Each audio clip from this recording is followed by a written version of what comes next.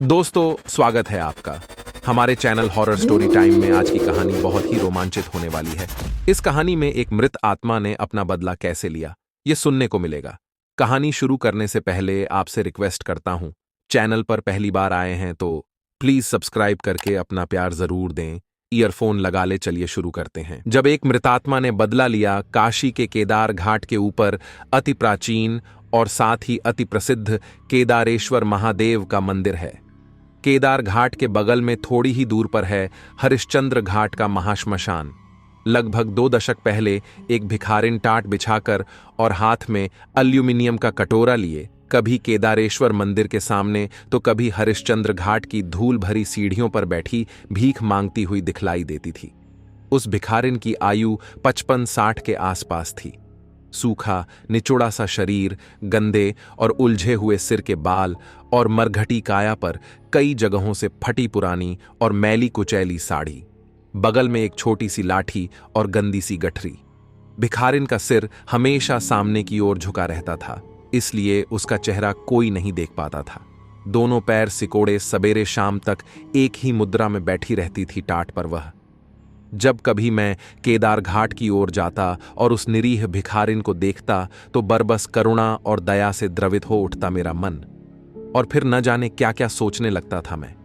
इसे संयोग ही कहा जाएगा। एक दिन सायंकाल के समय श्मशान घाट की सीढ़ियां उतरकर केदार घाट की ओर जा रहा था मैं, और तभी सामने लाठी टेकती आती हुई वह भिखारिन दिखलाई दी मुझे। उसका चेहरा ऊपर की ओर उठा हुआ था, शायद आकाश की ओर देख रही थी वह। उसके चेहरे पर नजर पड़ते ही एक बारगी चौंक पड़ा मैं। चेहरा पहचाना सा लगा मुझे। हां, पहचानने में गलती नहीं हुई थी कहीं मुझसे। वह भिखारिन और कोई नहीं, सुजाता थी, श्रीमती सुजाता पाल। और फिर 30 वर्ष पहले की सारी घटनाएं चलचित्र की भांति घूम गरियो मेरे मानस पटल पर। सावन भादो का महीना, आकाश में काले भूरे बादल छाए हुए थे। रह रहकर बिजली चमकती और उसके बाद गरज उठते मेघ, लेकिन पानी बरस नहीं रहा था। हवा अवश्य तेज थी। रात का पहला पहर था। हरिश्चंद्र घाट के महाश्मशान में घोर नीरवता पसरी हुई थी। कभी कदा श्मशान का कोई मरकठा आवारा कुत्ता ऊपर सिर उठाकर रोने लग जाता था, जिससे वह नीरवता भंग हो जाती थी कुछ क्षण के लिए। पहले से ही बनी चिता में घी, चंदन, राल, गुग्गुल आदि डाला गया और फिर उस पर रखा गया कफन में लिपटा हुआ रघुनाथ पाल का निर्जीव शरीर। मुखाग्नि दी गई, लेकिन वह जली नहीं। इस प्रकार 4-5 बार मुखाग्नि देने का प्रयास किया गया। हवा अवश्य तेज थी। मुखाग्नि को जल जाना चाहिए था, पर सभी प्रयास विफल रहे। चिता में आग न लग सकी। जो लोग शव यात्रा में आए हुए थे वे सभी चिता में आग न लगने के कारण आश्चर्यचकित थे और भयभीत भी। जितने मुंह उतनी बातें, और तभी बुरी तरह बादल गरजा और बिजली की कड़कड़ाहट के साथ झमझम कर शुरू हो गई बारिश हवा के लय पर। सभी लोग बारिश से बचने के लिए राजा हरिश्चंद्र के मंदिर के दालान में आकर खड़े हो गए। अब क्या किया जाए, यह किसी की समझ में नहीं आ रही थी बात। सभी स्तब्ध और विमूढ़ से एक दूसरे का मुंह ताक रहे थे। लगभग 1 घंटे के बाद बारिश थमी, और बारिश थमते ही न जाने कैसे अपने आप आग सुलगने लगी चिता में, और कुछ ही क्षण के बाद लाल पीली लपटें उठने लगीं और जलने लगी चिता धू धू कर। सभी लोग आश्चर्यचकित थे। सभी लोगों के मन में कौतूहल और जिज्ञासा का भाव था। जिस सूखी चिता में इतने प्रयत्न से भी आग लगाई न जा सकी, वह अब वर्षा के पानी से भींग कर भी अपने आप ऐसे जल रही थी जैसे उस पर पानी नहीं, पेट्रोल बरसा हो। पूर्व रेलवे में टिकट चेकर थे रघुनाथ पाल। उन दिनों मेरा कलकत्ता आना जाना अधिक था। उस समय मेरे लिए सबसे अच्छी ट्रेन थी पंजाब मेल, इसलिए कि वाराणसी होकर जाती थी वह हावड़ा, और उसमें एक बोगी होती थी एसी, प्रथम श्रेणी की। हफ्ते में 3 दिन ड्यूटी लगती थी पंजाब मेल में रघुनाथ पाल की। यात्रा काल में ही उनसे मेरा परिचय हुआ था, और फिर वह साधारण परिचय धीरे धीरे मित्रता में परिवर्तित हो गया। मुगल सराय में टिकट चेक करने के बाद मेरे खूपे में आकर बैठ जाते थे पाल महाशय, और फिर उनकी रम की बोतल खुलती और मेरा खुलता टिफिन का डिब्बा और शुरू हो जाता सिलसिला बातचीत और खाने पीने का। पटना में वे उतर जाते और मैं सोने का उपक्रम करने लगता। रघुनाथ पाल की मृत्यु का शोक उनकी मित्र मंडली में सभी को था। सभी दुखी और संतप्त थे। 45-50 की अवस्था, शरीर से कमजोर पर अत्यंत मृदुभाषी, हंसमुख और मिलनसार व्यक्ति थे रघुनाथ पाल। किसी कारणवश रेलवे क्वार्टर नहीं मिल सका था उन्हें, इसीलिए स्टेशन के समीप किराए के मकान में रहते थे वह। वैसे सुख समृद्धि से संपन्न और धन संपत्ति से परिपूर्ण परिवार था रघुनाथ पाल का, लेकिन अभी तक पुत्र का मुख नहीं देख सके थे वह। इसका भारी दुख था उनको। पत्नी का नाम था लीला पाल। TB0 की पुरानी मरीज थी लीला पाल। दवा इलाज से कोई लाभ नहीं। दिनों दिन हालत बिगड़ती ही जा रही थी उनकी। विवश और असहाय थे रघुनाथ पाल। एक दिन हालत काफी नाजुक हो गई थी लीला पाल की। रघुनाथ पाल कुछ सोचते समझते कि उसके पहले ही जीवन संगिनी ने छोड़ दिया साथ, हमेशा हमेशा के लिए उनका। पुत्र का अभाव और पत्नी का वियोग सहन न कर सके एक साथ, विक्षिप्त हो जाना स्वाभाविक ही था। निश्चय ही काफी गहरी चोट लगी थी उस सीधे सरल चित्त व्यक्ति को। दारू का सेवन अधिक करने लगे थे महाशय। जब देखो तब आंखें गूलर की तरह लाल और हर समय नशे में धुत। सभी लोगों ने समझाया बुझाया, लेकिन कोई असर नहीं। अंत में हार थककर परिवार के लोगों ने रघुनाथ पाल की दूसरी शादी कर देने का निश्चय कर लिया और फिर एक दिन शुभ लग्न में शादी हो गई महाशय की। पत्नी का नाम था सुजाता। सभ्य, सुसंस्कृत और पढ़ी लिखी थी वह। सुंदर तो थी ही, लेकिन थी अत्यंत दीनहीन गरीब परिवार की। आयु रही होगी यही 30 के लगभग। सुजाता को पाकर निहाल हो गए रघुनाथ पाल। सारे दुहक कष्ट भूल गए एक बारगी वह। सुजाता ने उनके मन में एक नवीन आशा का संचार कर दिया था, और वह आशा थी पुत्र की। रघुनाथ पाल को इस बात का भरोसा हो गया था कि सुजाता उनका वंश अवश्य चलाएगी। टिकट चेकर होने के कारण रघुनाथ पाल हफ्ते में 2 दिन घर रहते और शेष दिन ड्यूटी। पहले तो सुजाता काफी घबराती थी। सर्दी की लंबी ठंडी रातें किसी तरह काटने से भी नहीं कटती थीं। फिर धीरे धीरे एकांत की अभ्यस्त हो गई वह। रघुनाथ पाल उसका पूरा पूरा ख्याल रखते थे। उसके अनुरोध और उसकी आवश्यकता को तुरंत पूरी करने का प्रयत्न करते थे वह। सुजाता को वह जितना चाहते थे और जितना प्यार करते थे, उतना ही सुजाता भी उनको चाहती थी और प्यार करती थी। सचमुच पति पत्नी के बीच गहरा लगाव था, इसमें कोई संदेह नहीं। जब रघुनाथ पाल की मृत्यु हुई और उनका शव घर लाया गया तो बोझिल हो उठा था वातावरण उस समय। किसी से देखी नहीं जा रही थी सुजाता की दयनीय स्थिति। हाहाकार कर उठी थी उस निरीह अबला की आत्मा। शव के ऊपर सिर पटक पटक कर करुण स्वर में विलाप कर रही थी सुजाता। आंखें सूज गई थीं उसकी। न उसे अपने का ध्यान था न अपने कपड़े का। निश्चय ही विक्षिप्त हो उठी थी वह, इसमें संदेह नहीं। पर न जाने क्यों सुजाता के विलाप के स्वर में मुझे वह करुणा और वह वेदना महसूस नहीं हुई जो एक दुखी, पीड़ित, संतप्त और व्यथित हृदय से निकलती है। एक विशेष चमक दिखलाई दे रही थी उसकी आंसुओं से भरी आंखों में उस समय, जिसने एक बारगी चौंका दिया था मेरी आत्मा को। क्या मेरी शंका निर्मूल तो नहीं थी? उस रात ठीक से सो न सका मैं। भोर के समय हल्की सी झपकी लगी और उसी अवस्था में एक क्षण के लिए रघुनाथ पाल को देखा मैंने। क्रोध, पश्चाताप और घृणा के मिले जुले भाव थे उस समय उनके चेहरे पर। रघुनाथ पाल की मित्र मंडली में एक वकील साहब भी थे। नाम था गणेश प्रसाद मिश्र। अपने जमाने के जाने माने वकील थे मिश्रा जी। मुझसे उनका अच्छा परिचय था। उसी समय नहा धोकर मिश्रा जी के घर पहुंचा मैं। सुबह के 9 बज रहे थे उस समय। अपने चैम्बर में ही मिल गए मिश्रा जी। अपने परम मित्र रघुनाथ पाल की असामयिक मृत्यु से वे भी काफी दुखी थे। मेरे मन में जो शंका कुशंका थी वह बतलाई मैंने और अंत में स्वप्न की चर्चा की मिश्रा जी से। सब कुछ सुन लेने के बाद अपना काला कोट ठीक करते हुए मिश्रा जी ने गंभीर स्वर में कहा, मुझे भी दाल में काला लगता है कुछ शर्मा जी।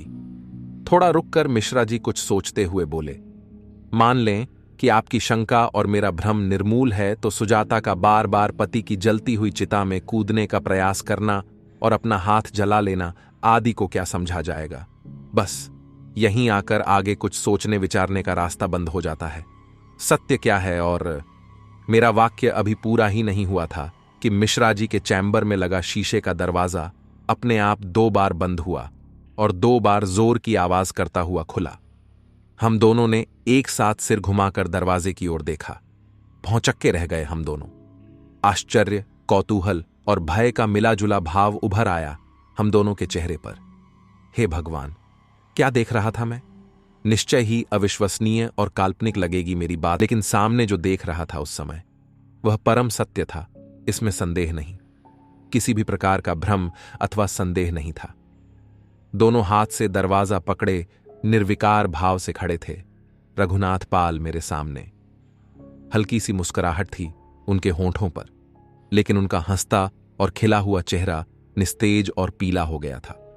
आंखों में ऐसी वेदना की गहरी छाप थी जो देखने वाले के हृदय को चीर कर रख देती है एक बारगी। मिश्रा जी तो बिल्कुल सन्न हो चुके थे, बिना हिले डुले अपनी कुर्सी पर पाषाणवत चुपचाप बैठे थे। वह और पथराई आंखों से देख रहे थे रघुनाथ पाल को। किसी प्रकार अपने आप को संभाला मैंने और फिर हकलाते हुए बोला, आप तो मर चुके हैं। फिर इसके आगे कुछ बोला ना गया मुझसे। अपनी संयत और मध्यम आवाज में दरवाजे पर खड़े ही खड़े रघुनाथ पाल बोले, हां शर्मा जी, आप लोग बिल्कुल मत घबराइए, भयभीत भी होने की जरूरत नहीं। रघुनाथ पाल ही हूं मैं, वही रघुनाथ पाल जिसकी हत्या कर दी गई थी और जिसकी लाश को आप सब लोगों ने हरिश्चंद्र घाट के श्मशान में जलाई थी। हत्या? आपकी हत्या? चौंक कर बोले मिश्रा जी। हां, हत्या, सब कुछ सुनाऊंगा, बिना सुनाए नहीं जाऊंगा।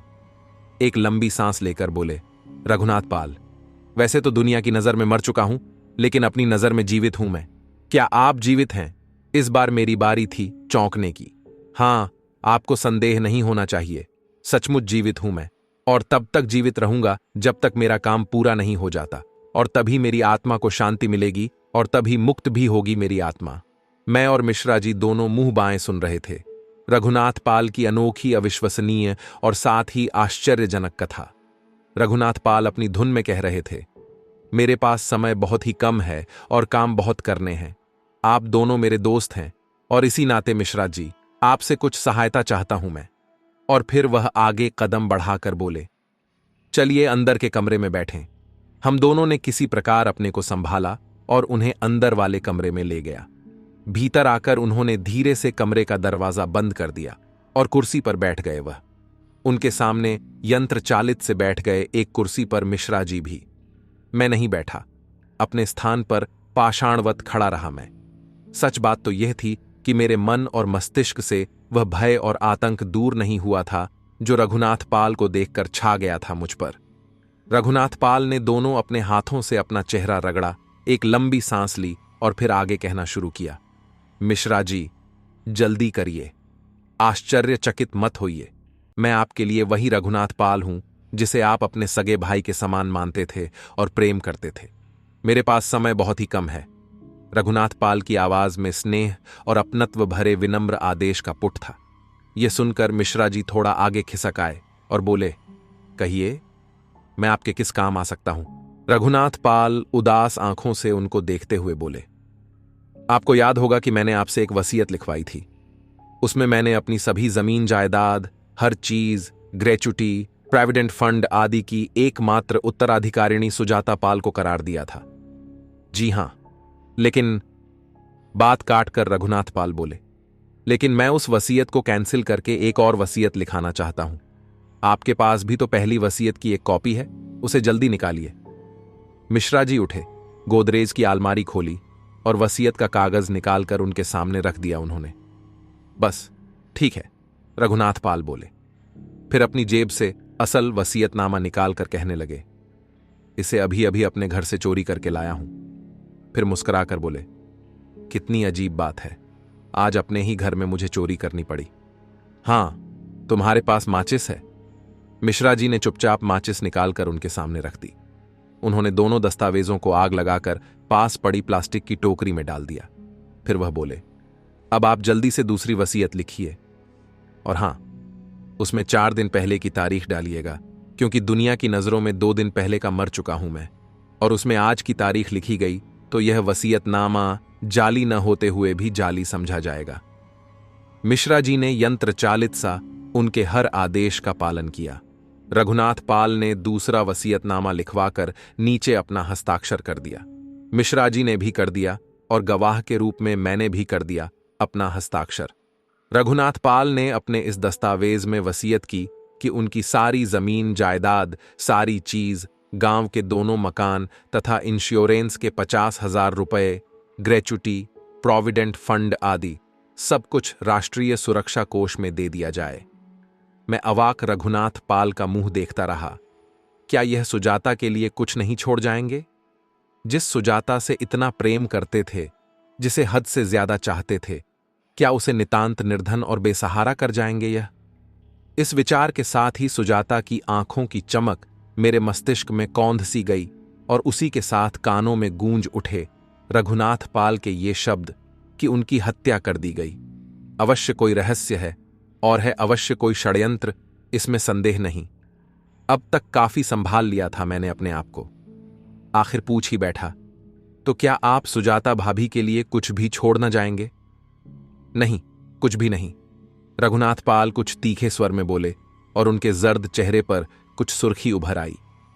आप नहीं जानते शर्मा जी, मैंने अपना तन मन धन सब कुछ समर्पित कर दिया उस पिशाचिनी को। लेकिन मेरे पास समय नहीं है पूरी कहानी विस्तार से कहने के लिए। फिर भी आज सबके विस्मय और कौतूहल को शांत करने के लिए संक्षेप में सब कुछ बतलाऊंगा। यह तो आप लोग जानते ही हैं कि जब लंबी चेकिंग ड्यूटी पर जाता था तो महीने में मुझे कई रात बाहर रहना पड़ता था। कोई 6 महीने पहले की बात है। अमृतसर से स्थानांतरित होकर एक टिकट चेकर मुगलसराय आया। उसका नाम था सदानंद। उसकी उम्र यही रही होगी 30 के लगभग।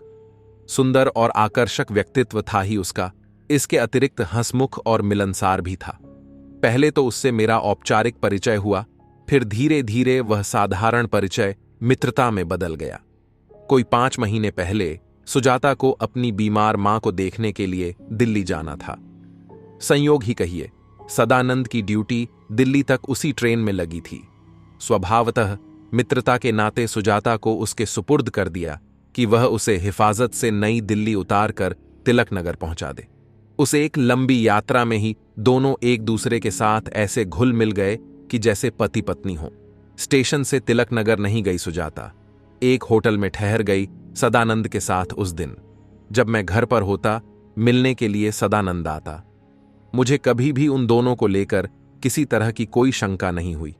जितनी देर सदानंद घर पर रहता, सुजाता रसोई से या अपने कमरे से कभी बाहर नहीं निकलती, मेरे कहने पर भी नहीं। चाय आदि बैठक में ले आने का आग्रह तो वह साफ इनकार कर देती कि वह गैर मर्दों के सामने निकलने में संकोच और लज्जा महसूस करती है। उस समय बजाय क्रोध के मेरे हृदय में उसके इस इनकार से अत्यधिक सुख की अनुभूति होती। आनंद से मेरा मन प्रसन्न हो उठता। मैं सोचता कि कितना भाग्यशाली हूं मैं कि इस प्रौढ़ावस्था में सुजाता जैसी सुशील, नेक, प्यारी पत्नी मिली है मुझे। मैं हर किसी से बड़े गर्व और सम्मान के साथ उसका जिक्र करता, पर आज सोचता हूं कि वह केवल उसका कुशल अभिनय था। वह और सदानंद अपने इस सफल अभिनय से मेरी आंखों में धूल झोंक रहे थे। अब मेरी ड्यूटी पंजाब मेल में अमृतसर से मुगलसराय तक हो गई थी। महीने में कुल 7-8 दिन घर में रह पाता मैं। इधर मैं गाड़ी में सवार होता और उधर मेरे घर जा पहुंचता सदानंद। निश्चित समय के पहले मेरे घर लौटने की संभावना ही न रहती थी। वे दोनों मेरी अनुपस्थिति में रंगरेलियां मनाते। मैं कब ड्यूटी पर जाऊंगा और कब वापस लौटूंगा, इसकी जानकारी पूरी तरह थी सदानंद को। इसलिए मेरे लौटने के 1 दिन पहले ही छोड़ देता था मेरा घर वह। मेरे साथ दोनों विश्वासघात कर रहे थे, मित्र भी और पत्नी भी, और मैं था कि दोनों को गंगा जल के समान पवित्र समझ रहा था। धीरे धीरे दोनों को मेरा अस्तित्व खटकने लगा। मैं उन दोनों के लिए कांटा था। सदानंद चाहता था कि मुझ कांटे को किसी तरह हमेशा के लिए दूर कर दिया जाए, ताकि वह मेरी जमीन जायदाद और धन दौलत के अतिरिक्त मेरी सुंदर पत्नी का स्वतंत्र रूप से मालिक बन जाए। आश्चर्य की बात तो यह है कि जब सदानंद ने अपने मन की बात सुजाता को बतलाई तो वह भी तुरंत सहमत हो गई। अब दोनों मिलकर इस समस्या पर विचार करने लगे कि मुझे इस तरह ठिकाने लगाया जाए कि सांप भी मर जाए और लाठी भी न टूटे, उन दोनों पर कोई संदेह भी न करे। थकावट दूर करने के लिए कभी कदा 2-3 पैग शराब पी लिया करता था मैं। मेरी इस आदत से परिचित था सदानंद। उस दिन पंजाब मेल 2 घंटे लेट से पहुंची थी मुगल सराय। मैं चेकिंग करने के बाद थोड़ा आराम करने के विचार से एक खाली कूपे में जाकर बैठ गया। गाड़ी चलने वाली ही थी कि न जाने किधर से सदानंद आ गया कूपे में। लगभग 1 महीने बाद मेरी भेंट उससे हुई थी। इस समय यहां कैसे? उत्सुक होकर पूछा मैंने। यह सब बाद में पूछना, मुस्कराकर सदानंद बोला। आज सोलन की एक बोतल हाथ लग गई है, थोड़ा खाने का भी सामान है, मिलकर पिएंगे और गपशप भी करेंगे। पटना से वापस लौट जाऊंगा। सोलन मैंने कई बार पी है, पर उस जैसी नशीली शराब जिंदगी में कभी नहीं पी थी मैंने। पहली ही बार में डबल पैग पी गया मैं, और जब नशा गहराने लगा तो मुझे लगा कि इतना बड़ा पेग लेकर गलती कर बैठा हूं मैं। मैंने अपने मन की बात सदानंद को बतलाई तो हंसकर वह बोला, अरे बंधु, मिलिट्री कैंटीन की है यह सोलन, खालिस, बिल्कुल खालिस। ऐसी शराब तुम्हें जिंदगी में कभी नहीं मिलेगी। और फिर उसने एक डबल पैग बनाकर थमा दिया मुझे, और नशे के सुर में उस डबल पैग को भी गले के नीचे उतार दिया मैंने। गाड़ी उस समय आरा पहुंचने वाली थी। नशा गहरा होता जा रहा था, सिर झंझना रहा था मेरा। कुछ समझ में नहीं आ रहा था, करूं क्या। 5 मिनट रुककर गाड़ी आगे के लिए चल पड़ी। धीरे धीरे रफ्तार बढ़ने लगी उसकी। थोड़ी देर बाद सदानंद अपनी जगह से उठा और गाड़ी का दरवाजा खोलकर दोनों डंडे थामे झुककर कुछ देखने लगा। अचानक कुछ सहम कर आश्चर्य के स्वर में वह बोला, यार पाल, ये पिछले डिब्बे के पहियों से आग सी कैसी निकल रही है, कहीं किसी कंपार्टमेंट में आग तो नहीं लग गई। झटपट लड़खड़ाता हुआ उठा मैं, और डंडा थाम कर मैंने बाहर देखने के लिए सिर झुकाया ही था कि मेरे सिर पर कोई भारी चीज पहाड़ की तरह गिरी और मैं उसके नीचे दबकर तुरंत बेहोश हो गया। और जब चेतना लौटी तो यह देखकर आश्चर्यचकित हो उठा कि रेलवे लाइन पर पड़ा हुआ है मेरा शरीर। उसके 3 टुकड़े हो चुके थे, जिनके चारों ओर खून ही खून फैला हुआ था। उस समय मैं अपने व्यक्तित्व का बोध स्थूल शरीर जैसे ही एक ऐसे शरीर में कर रहा था जो कुहरे जैसा था, मगर उस शरीर में मुझे काफी शांति का अनुभव हो रहा था उस समय। उसी समय एक गाड़ी धड़धड़ाती हुई आई और मेरे शरीर के टुकड़ों को रौंदती हुई चली गई। अपने शरीर की दशा देखकर काफी दुख हुआ मुझे, और तभी सदानंद का वह षड्यंत्र समझ में आया। मैंने उसका क्या बिगाड़ा था जो उसने धोखे से मुझे मारा। और फिर मुझे सुजाता का ख्याल आया और मैं अपने कटे हुए शरीर को वहीं छोड़कर पल भर में अपने घर जा पहुंचा। देखा, सदानंद मेरे घर के दरवाजे पर खड़ा कालबेल बजा रहा था। दरवाजा खुला और सुजाता ने मुस्कुराते हुए बड़े प्यार से उसका स्वागत किया, और फिर दोनों आलिंगनबद्ध हो गए और चुंबनों का आदान प्रदान करने लगे। दोनों की अवस्था देखकर ऐसा लगा जैसे वर्षों से बिछड़े 2 प्रेमी मिले हों। आश्चर्य की बात तो यह थी कि वे दोनों न तो मुझे देख ही सकते थे और न तो मेरी उपस्थिति का अनुभव ही कर सकते थे, पर मैं सब कुछ देख, सुन और समझ रहा था। कुछ देर तक आलिंगनबद्ध खड़े रहने के बाद दोनों कमरे में चले गए और बिस्तर पर लेट गए, और उसके बाद जो दृश्य मैंने देखा उसने एक बारगी विचलित कर दिया मुझे। लेकिन कर ही क्या सकता था भला मैं? विवश था, लाचार था। उसी अवस्था में सदानंद बोला, आज मैंने वह कांटा सदैव के लिए निकाल दिया, और इस सफाई से कि किसी को कभी भी पता ही नहीं चलेगा कि हत्या थी या महज एक दुर्घटना। क्या? सदानंद से अलग होती हुई कुछ चौंक कर सुजाता बोली, अभी अभी मैं बक्सर से लौटा हूं। रघुनाथ पाल को खत्म कर दिया है। पुलिस और सभी लोग यह समझेंगे कि शराब के नशे में धुत रघुनाथ पाल चलती गाड़ी में डब्बा बदलते हुए गिर गए और उनकी मृत्यु हो गई। ओह, तुमने यह क्या किया? कुछ उदास सी बोली सुजाता।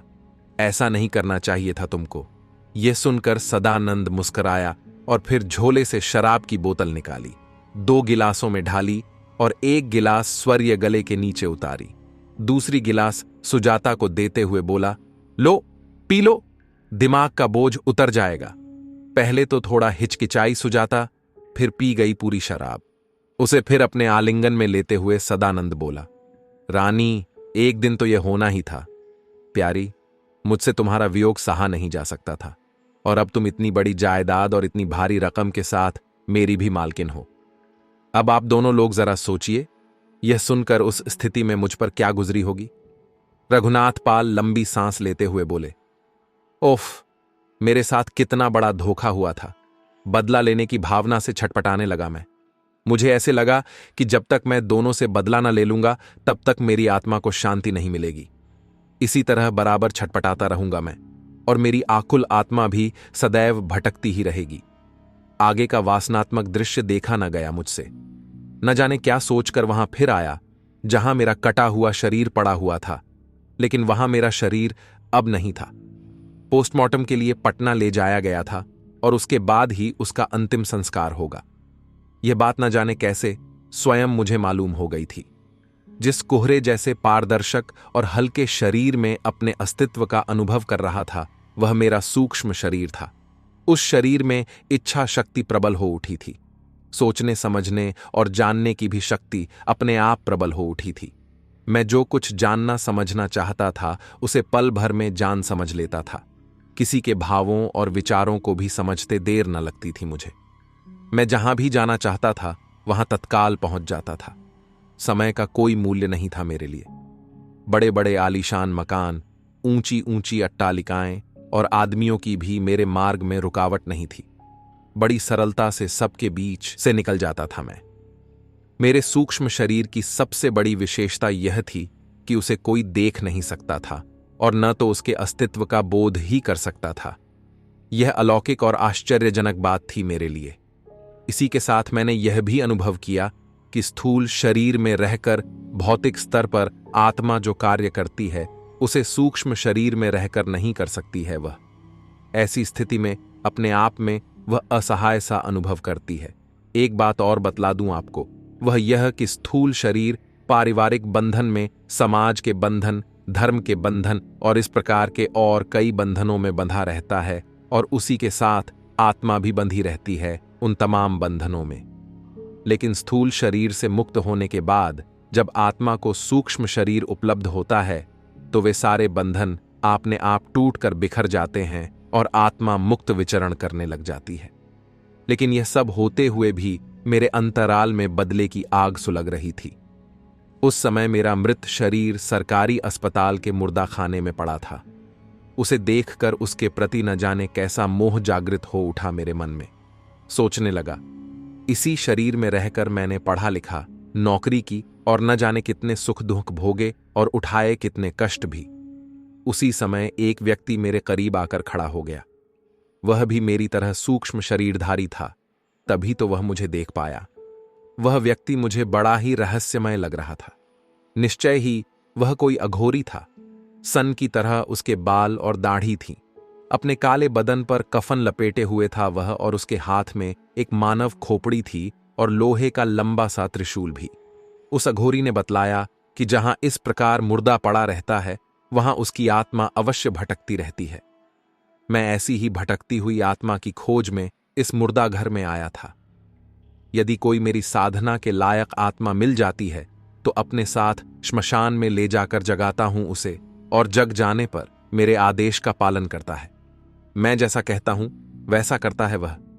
थोड़ा रुककर वह अघोरी बोला, यहां मेरे योग्य कोई आत्मा नहीं है, तुम चलो मेरे साथ, तुम्हारी सहायता करूंगा मैं। कैसी सहायता? थोड़ा उत्सुक होकर पूछा मैंने। अपनी बेवफा पत्नी और धोखेबाज मित्र से बदला लेना चाहते हो ना तुम? यह सुनकर घोर आश्चर्य हुआ मुझे। बोला, कुछ नहीं। चुपचाप उसके साथ चलने लगा मैं। थोड़ी देर बाद एक भयंकर दुर्गम स्थान पर पहुंचा वह।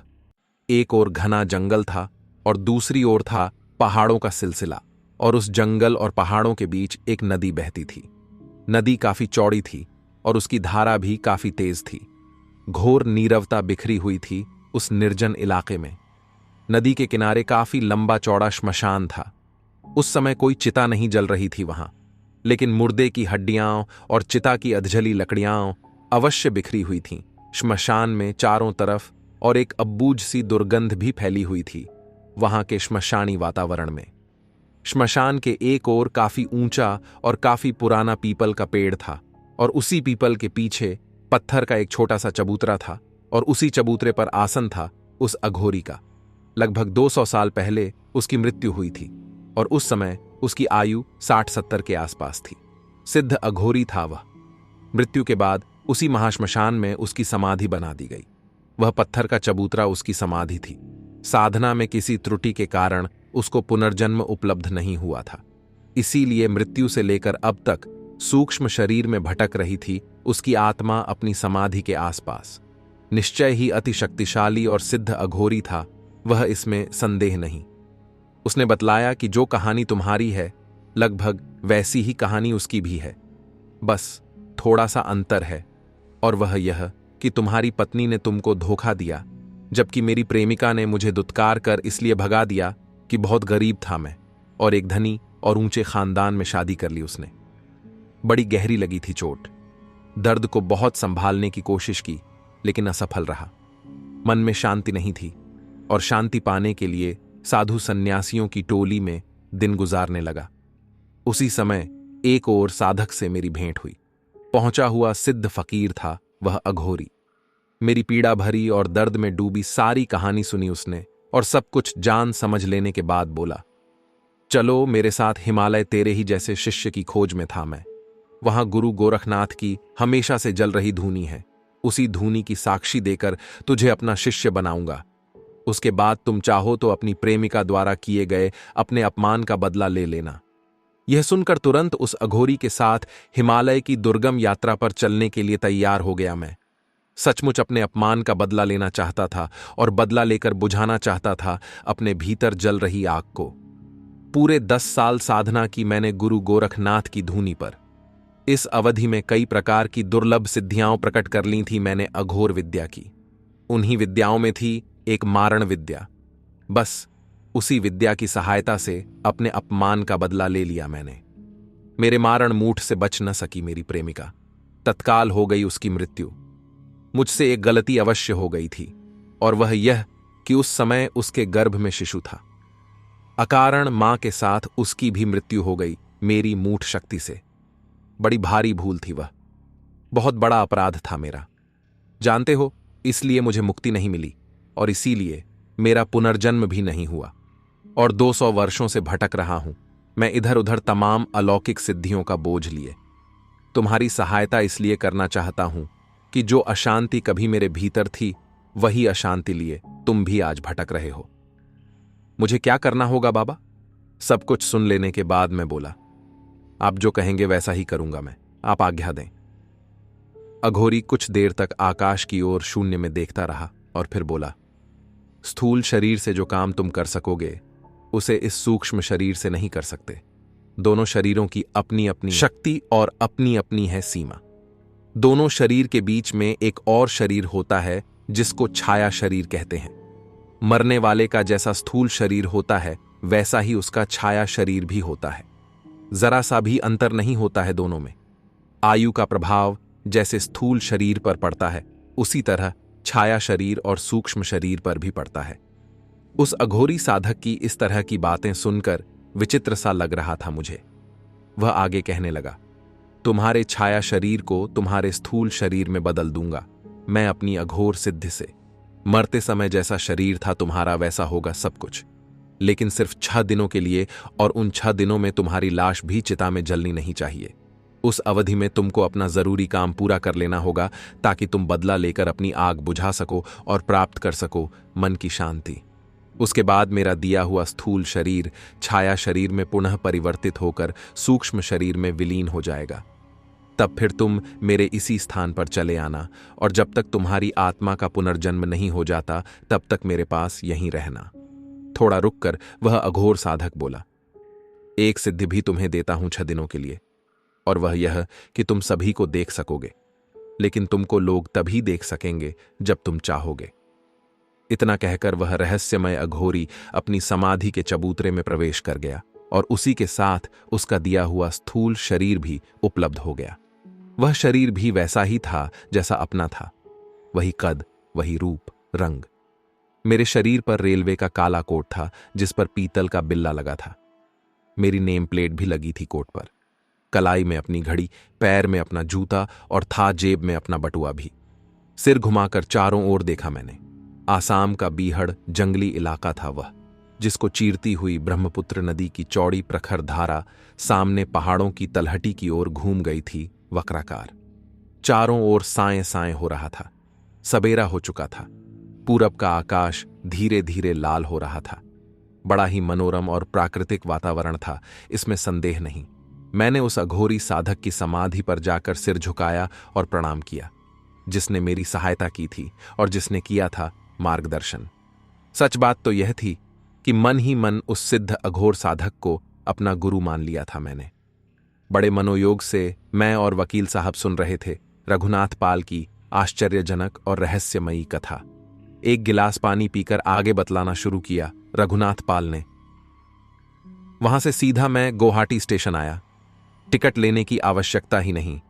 मैं हेड टीयूटी 0 जो था। गाड़ी आई, प्रथम श्रेणी के कंपार्टमेंट में बैठ गया मैं चुपचाप। पहले पटना पहुंचा। चीरघर में अपनी लाश देखी। डॉक्टर बीमार था, इसलिए अभी तक पोस्टमार्टम नहीं हुआ था। चलो अच्छा हुआ। हेड टीओटी 0 के रूप में पटना में अधिकतर लोग जानते थे मुझे। मुगल सराय और बनारस में भी पहचाने जाने का भय था, क्योंकि लोगों के लिए मर चुका था मैं। इसलिए अपनी इच्छा शक्ति से अपने शरीर को अदृश्य कर दिया मैंने, ताकि कोई देख न सके और न तो पहचान ही सके। वैसी ही अवस्था में पहले घर गया मैं। मेरी मृत्यु की सूचना कभी की घर पहुंच चुकी थी। बाल खोले हुए रो पीट कर अत्यंत दुखी होने का असफल प्रयास कर रही थी सुजाता। परिवार के लोग भी वहां आ गए थे, कुछ रिश्तेदार भी थे वहां। सदानंद भी गमगीन बना बैठा था एक ओर। मैं सभी को देख रहा था, लेकिन मुझे कोई नहीं। इससे मुझे भारी खुशी हुई। अपने घर के भीतर गया, आलमारी खोली। 10-12 हजार रुपये नकद थे। उन्हें कोट की जेब में ठूंसा और हजारों रुपये के सर्टिफिकेट्स, दस्तावेज और वसीयतनामे के कागज भी निकाल लिए। वकील साहब, आप तो जानते हैं कि पोस्ट ऑफिस से जब सर्टिफिकेट्स खरीदे जाते हैं तो पोस्ट ऑफिस वाले उनके साथ एक अभिज्ञान पत्रक भी देते हैं। उससे लाभ यह होता है कि आवश्यकता पड़ने पर उन्हें देश के किसी भी पोस्ट ऑफिस से कैश करा सकते हैं आप। कभी मेरी ड्यूटी जालंधर से लखनऊ भी थी। याद आया कि जालंधर कैंट से बड़े पोस्ट ऑफिस में मेरी जान पहचान के एक सज्जन राम प्रकाश जी हैं। वहीं जाकर कैश कराने का निश्चय कर लिया मैंने। दूसरे दिन जालंधर पहुंचकर राम प्रकाश जी की सहायता से सर्टिफिकेट्स कैश करा लिया मैंने। अब मेरे सामने यह प्रश्न था कि इतने सारे रुपयों का क्या करूं? मेरे तो किसी काम के नहीं। दूसरे ही क्षण इसका उत्तर भी मिल गया मुझे। अगर मरकर भी मेरा सब कुछ मेरे देश के काम आ सके तो मैं अपने आप को धन्य समझेंगा। शायद इस परम पुण्य से सूक्ष्म शरीर से मुक्त होकर मेरी आत्मा कहीं जन्म ले ले। मैं तुरंत स्टेट बैंक पहुंचा। वहां सारे रुपये राष्ट्रीय सुरक्षा कोष में जमा कर उसकी रसीद ले ली मैंने। अब तक मेरे शरीर का पोस्टमार्टम हो चुका था। पोस्टमार्टम के समय अस्पताल के बाहर सदानंद के साथ सुजाता भी मुंह लटकाए खड़ी थी। सोचने लगा, अपने जीवन काल में मनुष्य को अपने ही लोग कितना धोखा देते हैं, जिसका पता उसे नहीं होता। वह अज्ञान बना उनको अपना ही समझता रहता है। डॉक्टर ने अपनी रिपोर्ट में लिखा था, मौत चलती गाड़ी से गिर जाने के कारण हुई है। उस समय मृतक आदमी ने शराब काफी मात्रा में पी रखी थी। लोगों का विश्वास और पक्का हो गया कि शराबी होने के कारण मैं डिब्बा बदलते हुए फिसल कर गिर गया होऊंगा। घर से मेरी शव यात्रा निकली। मैं भी शामिल था अपनी शव यात्रा में, लेकिन अदृश्य रूप में। अभी मुझे सदानंद से बदला लेना था। यदि मेरी लाश जल जाएगी तो बदला न ले सकूंगा मैं। अब तक मेरा शव श्मशान घाट पर पहुंच चुका था और चिता लगाई जा रही थी। और जब शव को चिता पर रखने के बाद उसमें आग लगाई जाने लगी तो लगने नहीं दिया मैंने। आकाश में बादल पहले से ही घिरे हुए थे। एकाएक वर्षा होने लगी, आंधी तूफान के लय पर। आप सब लोग पानी से बचने के लिए ऊपर धर्मशाला के बरामदे में चले गए। अवसर मिल गया मुझे। मैंने चिता से अपनी लाश निकाली और गंगा में प्रवाहित कर दिया, और फिर गीली चिता में आग लगा दी, और फिर दूसरे ही क्षण धू धू कर जलने लगी चिता। आप लोग यही समझ रहे थे कि शव जल रहा है, लेकिन शव वहां कहां था। शव तो गंगा की प्रचंड धारा में बहकर बहुत आगे निकल चुका था। बनारस में बहुत सारे लोग मेरे परिचित थे, इसलिए अदृश्य रूप से इधर उधर सदानंद को खोजने लगा। घर पर भी नहीं मिला वह। आज इस शरीर की अवधि का दिन है। सोचा आपसे मिलकर इस वसीयतनामे के काम से ही निपट लूं। इतना कहकर रघुनाथ पाल ने जेब से 100-100 के 5 नोट निकाले और मेरी मेज पर रखते हुए बोले, यह रही आपकी फीस। अरे, इसकी कोई आवश्यकता नहीं है, मैं बोला। रघुनाथ पाल ने कहा, मैं तो सिर्फ 10 मिनट और इस शरीर में रहूंगा, ये रुपये मेरे किसी काम के नहीं। काश मैं सदानंद को पा जाऊं। यह कहकर रघुनाथ पाल अपनी जगह से उठे और बिना आगे कुछ बोले दरवाजे की ओर बढ़ गए। लेकिन कमरे के बाहर जाने वाले रघुनाथ पाल नहीं थे। उनका सूक्ष्म शरीर था स्वच्छ, पारदर्शक, कोहरे जैसा। उसी दिन अपने सीनियर से वसीयतनामे की नकल डिप्टी कमिश्नर के पास भिजवा दिया गणेश प्रसाद मिश्र ने। अब उस वसीयतनामे की एक नकल सुजाता पाल को भी देनी थी। उसे देने के लिए गणेश प्रसाद मिश्र के साथ मैं भी गया रघुनाथ पाल के घर। वसीयतनामे की नकल सुजाता पाल को देते हुए गणेश प्रसाद मिश्र बोले, 5 दिन हुए रघुनाथ जी ने पहले वाली वसीयत रद्द करके यह दूसरी वसीयत लिखवाई थी। नई वसीयत पढ़ते ही एक बारगी आ गई सन्नाटे में सुजाता पाल। चेहरा पीला पड़ गया, आंखें खाली खाली हो गईं। तभी वहां रेलवे के एक कर्मचारी ने आकर बतलाया कि अभी 1 घंटा पहले सदानंद बाबू अपनी छत पर से गली में गिर पड़े। उनका सिर बुरी तरह से फट गया। 2 घंटे बेहोश रहने के बाद संसार से चल बसे वह। यह सुनकर मैं और मिश्रा जी एकदम चौंक पड़े और फटी फटी आंखों से हम दोनों एक दूसरे को देखने लगे। निश्चय ही रघुनाथ पाल की मृतात्मा ने अपना बदला ले लिया सदानंद से, इसमें संदेह नहीं।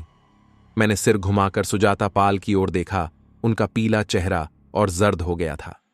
उनके होंठ नीले पड़ते जा रहे थे, आंखों की चमक बुझती जा रही थी और चेहरे पर छाती जा रही थी निस्तेजता। मन ही मन सोचने लगा, मैं सच्चे अर्थों में आज विधवा हुई है सुजाता पाल, और उन्हें विधवा बनाने वाले सदानंद नहीं, स्वयं उसके पति थे रघुनाथ पाल। दोस्तों, कहानी यहां समाप्त होती है। आप हमारे चैनल पर पहली बार आए हैं तो प्लीज चैनल को सब्सक्राइब करके अपना प्यार जरूर दे, और कहानी अच्छी लगे तो लाइक जरूर करें। थैंक यू दोस्तों, मिलते हैं नेक्स्ट वीडियो में। तब तक अपना ख्याल रखें।